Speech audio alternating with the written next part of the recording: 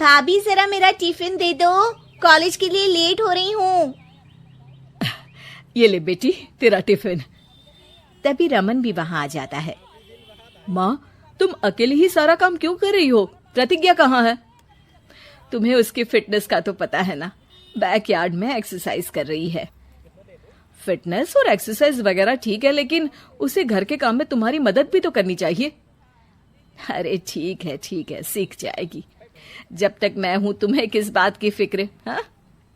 इसके बाद रमन और उसकी बहन दोनों घर से निकल जाते हैं और सास घर के कामों में व्यस्त हो जाती है। वहीं दूसरी तरफ प्रतिज्ञा अपनी एक्सरसाइज पूरी करके थकी हुई गार्डन में ही बैठ जाती है। आज तो पूरे 2.5 घंटे एक्सरसाइज कर ली। Now I am tired. थोड़ी देर आराम करके फिर शाम को योगा करूंगी। प्रतिज्ञा अपने कमरे में जाकर सो जाती है। सुबह से शाम हो जाती है।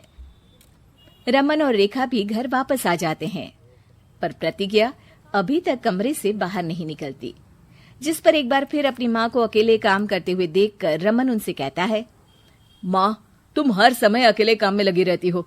आखिर प्रतिज्ञा पूरा दिन करती क्या है?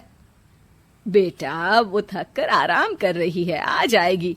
तुम हाथ मुंह धोकर डिनर करने आ जाओ। रमन बिना कुछ बोले वहां से चला जाता है। थोड़ी देर बाद वो सब डिनर करने बैठते हैं। तभी प्रतिज्ञा भी वहां आ जाती है और डिनर में बने खाने को देखकर बोलती है, मम्मी ये क्या, सब कुछ तला भुना बनाया है। यू नो, ऐसा खाना आप सब और मेरी हेल्थ के लिए कितना खराब है। प्रतिज्ञा, तुम खुद कभी माँ की मदद करती नहीं और ऊपर से खाने में नुक्स निकाल रही हो। अरे बहू, हम सबकी हेल्थ के बारे में ही तो सोच रही है।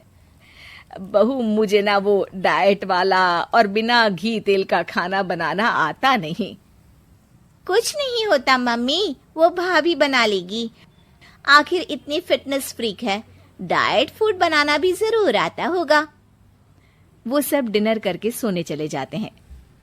अगली सुबह फिर हमेशा की तरह प्रतिज्ञा अपनी एक्सरसाइज और योगा करने लगती है और उसकी सास घर का सारा काम, जिसे करते हुए अचानक उनकी तबीयत खराब हो जाती है और सीने में दर्द शुरू हो जाता है।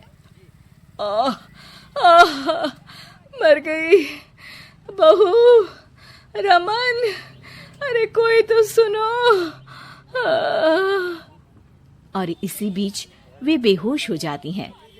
सास की आवाज सुनकर प्रतिज्ञा और उसका पति भागते हुए रसोई में आते हैं, जिसके बाद उन्हें लेकर अस्पताल जाते हैं। डॉक्टर प्रतिभा की सास का चेकअप करके कहते हैं, अरे इनका कोलेस्ट्रॉल लेवल तो बहुत हाई है और दिल भी कमजोर होता जा रहा है। इनका लाइफस्टाइल और खान